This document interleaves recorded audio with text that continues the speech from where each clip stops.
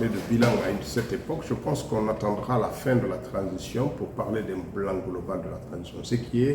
Ce qu'on peut faire là, c'est la revue d'étape. Qu'est-ce qui a été fait jusqu'à date? Beaucoup de choses ont été enclenchées, comme vous le savez. D'abord, gérer les affaires courantes de l'État, les affaires courantes dans la question du développement, la question de la révalorisation de la monnaie, la stabilité financière, l'amélioration du cadre macroéconomique, les niveaux de recettes budgétaires, et puis les investissements plus structurés, plus ciblés, qui donnent un impact, un impact visible. A priori, ce qui apparaît tout de suite à l'œil du visiteur de la Guinée, c'est toutes ces routes qui poussent un peu partout, les routes bitumées. Conakry est un vaste territoire en chantier et visible, et beaucoup de quartiers qui n'avaient même pas l'espoir d'être désenclavés connaissent aujourd'hui des débuts de travaux ou des travaux qui ont été faits. Cette route qui part de derrière l'aéroport de Kiroti ici et qui va jusqu'à la T6 qui est parallèle à l'Axe Le Prince, c'est une merveille quand vous la prenez. Et puis le niveau de propriété, tout à coup, Conakry est en train de devenir une ville propre où il fait bien vivre. Rappelez-vous, il y a 2 ans, les rues de Conakry étaient jonchées de poubelles et de détritus. C'est de moins en moins vrai et c'est quelque chose qui est acceptable. Et puis les projets de construction immobilière de l'État qui sont visibles, la cité Donka est une illustration parfaite d'un projet qui a été mené de bout en bout dans les délais qui sont impartis, et puis les logements sociaux, d'abord à la tannerie, et puis ceux qui vont être livrés d'ici la fin de l'année, les 850 logements de Sonfonia, plus les 650 de la cité Ketaya. Tout ceci, ce sont des chantiers majeurs, sans parler de ceux qui ont poussé déjà à l'intérieur, à Kindia, à Kankan, à Zerekole, où des cités sont déjà disponibles, même si elles ne sont pas encore mises sur le marché. Donc ça veut dire que ce pays est en train d'avancer. Et puis, il faut noter aussi qu'il n'y a pas aujourd'hui une seule capitale préfectorale, une seule préfecture où il n'y a pas d'électricité et de l'eau. Toutes les préfectures de Guinée ont de l'électricité et de l'eau, même si ce n'est pas disponible 24 heures sur 24, mais au minimum de 18 h à 1 h du matin, toutes les préfectures du pays ont de l'électricité. Et ça, c'est quelque chose qui est important. En attendant, bien sûr, le lancement de l'interconnexion de l'INSAN, qui va permettre de connecter l'ensemble des préfectures du Fouta d'ici la fin 2024. D'ores et déjà, au lancement avant le 15 septembre, les préfectures de Pita, de Mamoun, de Dalaba, de Labé auront l'électricité 24 heures sur 24, dès le 15 septembre prochain. Donc c'est dans 2 semaines.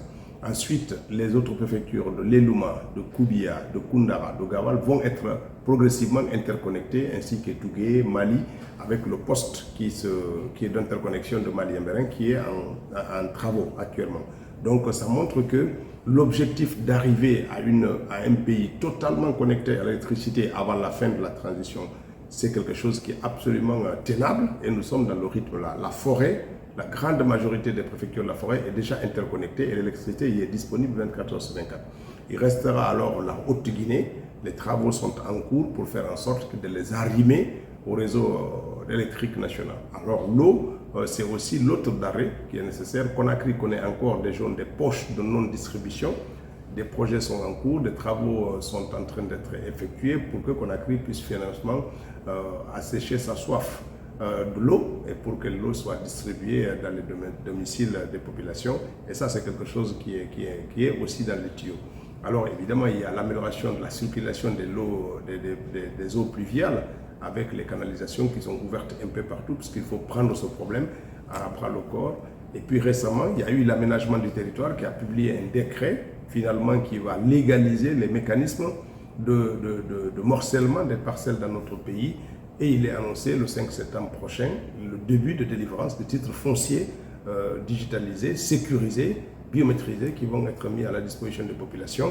Et c'est quelque chose aussi d'important. Ça veut dire que les titres fonciers qui étaient en doublon, la juste position, les pertes, tout ça, ce sera derrière nous. Chaque citoyen qui aura un titre foncier, finalement, il sera unique et aura la garantie de l'unicité de son titre foncier qui donnera plus de valeur, aussi bien aux propriétaires, mais aussi au monde bancaire qui est demandeur de titres fonciers sécurisés pour garantir leurs hypothèques. Et ça, c'est quelque chose d'important. Donc, il va donner un coup d'accélérateur aux Guinéens, parce que maintenant, si vous avez un titre foncier, vous pouvez aller lever de l'argent à la banque en posant en hypothèque votre titre foncier, soit pour faire des investissements tiers, soit pour construire votre bâtiment et avoir des mécanismes de remboursement échelonnés. Donc c'est quelque chose qui est formidable. Lorsque le 5 septembre, les titres seront en circulation, il va falloir à ce moment-là encourager les Guinéens à venir titrer leur domaine, leurs biens, et tout ceci c'est quelque chose de formidable. Sur le plan de l'information, vous avez vu la radio, télévision nationale, qui s'améliore dans la qualité des émissions qu'il fait, mais aussi dans le contenu. Donc il y a des progrès sur le plan de la culture. Vous avez vu toutes les relances des centres culturels qui se font, les musées qui poussent, et puis les projets de réhabilitation de certains lieux de culture, ça se passe très bien. Et puis la promotion de la Guinée à travers ce NIMBA, c'est une nouvelle image de pays qu'on est en train d'asseoir petit à petit dans la conscience collective. Donc beaucoup de chantiers. Les forces de défense et de sécurité ne sont pas en reste. Il suffit de voir leurs équipements qui sont plus modernes et puis plus uniformisés. Quand vous voyez aujourd'hui les véhicules de gendarmerie, vous n'avez aucun risque de les confondre. Un gendarme à un policier. Les tenues sont des couleurs visibles, reconnaissables. Les véhicules de police qui sont dans les rues, tout ceci c'est formidable. De temps en temps, j'ai vu un collègue qui m'a dit, écoutez, les policiers, ils ont des voitures le soir dans les carrefours, on a l'impression que c'est dans un film en Californie. Parce qu'avec leurs gyrophares qui tournent, et c'est quelque chose de formidable, c'est des voitures neuves qui sont là et tout le monde fait attention. Maintenant, sur la tenue, sur les véhicules, on ne voit plus des véhicules caillassés, vieux qui circulent, qui font la circulation. Les policiers sont dans de très belles tenues, avec des équipements modernes, pas suffisamment encore pour l'ensemble du pays, mais progressivement, ils sont en train d'être. Et puis, il y a tout ce projet de reconstruction des commissariats dans les préfectures du pays qui est en marche. Certains ont été livrés, d'autres sont des chantiers. Les camps militaires aussi connaissent des embellis, contrairement aux promesses qu'on a connues dans le passé. Moi, je ne connais pas toutes les régions, mais quand vous allez à Gawal, c'est plus d'une vingtaine de bâtiments qui ont poussé à l'intérieur du camp militaire de Gawal et clôturés, qui donnent l'image vraiment d'un camp militaire avec des logements décents pour le corps. Jusqu'à présent, ils étaient dans des paillotes. Et ça, c'est quelque chose d'un progrès qui est important. Donc, qu'il s'agisse des travaux publics, des télécommunications, de l'éducation, de l'énergie, de tous ces secteurs connaissent des mouvements importants et qui soient de nature à satisfaire les Guinéens. Donc à cette étape-là, on peut dire que beaucoup de choses sont enclenchées et qui pourraient aboutir d'ici la fin de la transition. Vous dites que la Guinée avance. Alors, je vais m'appesantir sur les travaux publics. On a entendu un chiffre annoncé par le Premier ministre qui évoquait environ 2000 km de bitume. Comment étayer ces statistiques-là, Monsieur le ministre? Non, c'est même beaucoup plus que ça. Je pense que les gens essaient juste de faire comme d'habitude, de faire du déni? Non, bon, dans la propagande.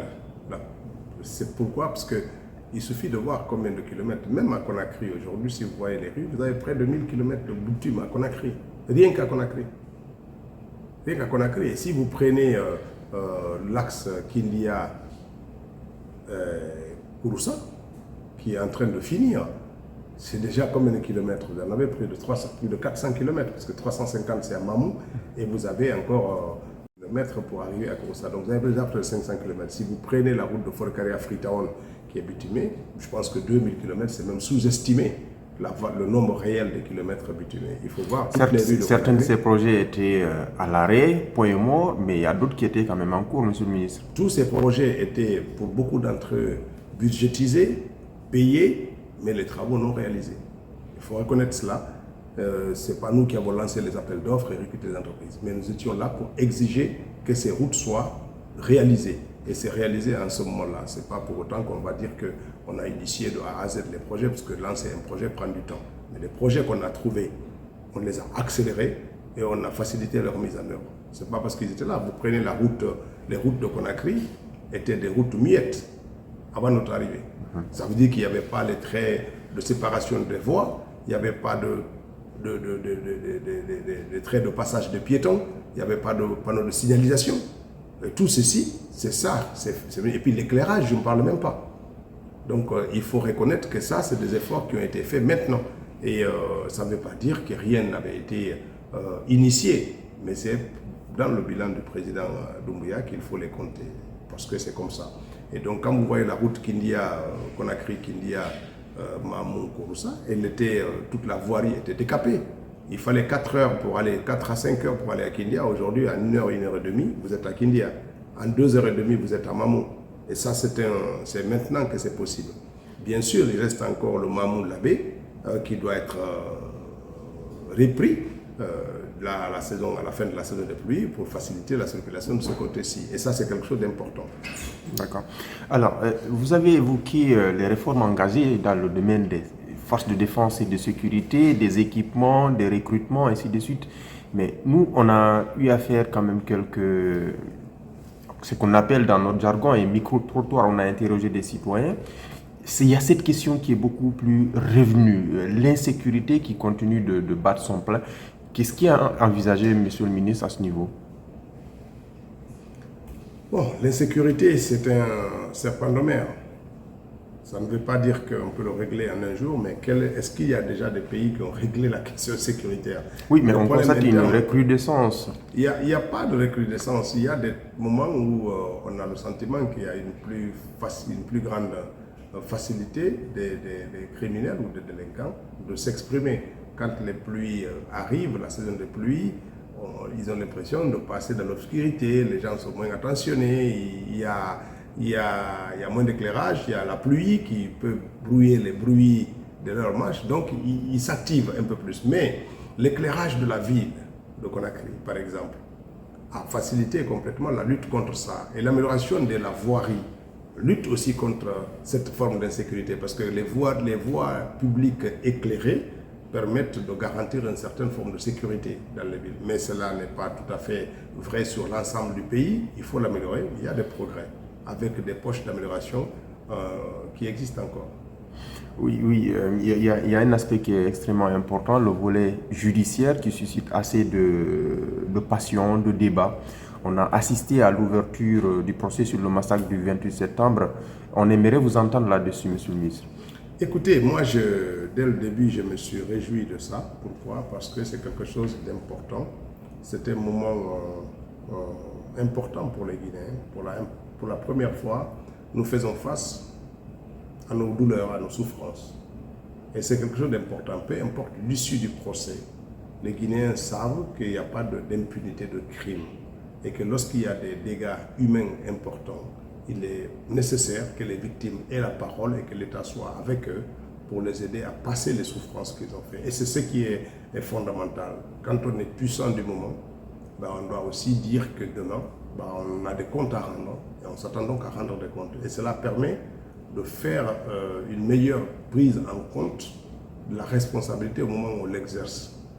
En disant que demain, la redevabilité, c'est aussi rendre compte de sa gestion, rendre compte de ses attitudes pendant le moment où on était en responsabilité. Et c'est important comme ça, et ça va contribuer aussi à apaiser ce pays, ça va contribuer à garantir une meilleure collaboration entre fils et filles de la Guinée. Et c'est important. Ce procès, si vous voulez, ce sont des soins collectifs.